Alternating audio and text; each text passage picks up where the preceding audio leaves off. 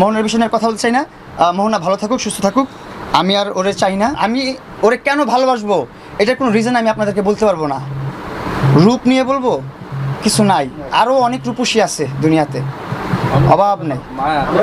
টাকা পয়সা বাপদাদার, ওর বাপদাদা কোন জায়গার এমপি, কোন জায়গার মিনিস্টার, কোন জায়গার রাজা, কোন জায়গার কি করছে, কি ব্যাকগ্রাউন্ড, ওর ব্যাকগ্রাউন্ড কি, কই থেকে উঠে আসছে, কি আছে ওর। আমি ওর ব্যাকগ্রাউন্ড দেখে ওরে ভালোবাসি নাই।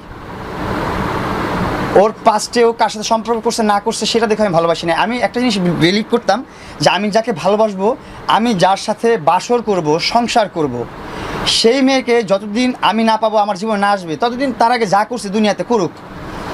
আমি ছোঁয়ার আগ পর্যন্ত সে চিরকুমারী। আমি ছুঁইছি তার মানে তার কুমারিত্ব ভাঙছে।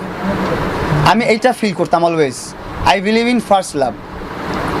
আমি ফার্স্ট লাভে বিলিভ করি, আর আমি বিলিভ করি যে একসাথে গ্রো করব।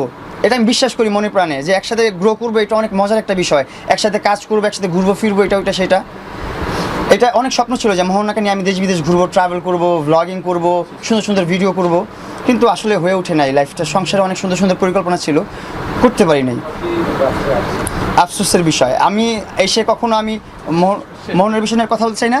মোহনা ভালো থাকুক, সুস্থ থাকুক, আমি আর ওরে চাই না। আমি একা থাকতে চাই এখন, আমি আর ওর সাথে সংসার করতে চাই না এখন। আমার লাস্ট কথা এটা। দেশে দেশে সবার সাথে দ্য নিউজ।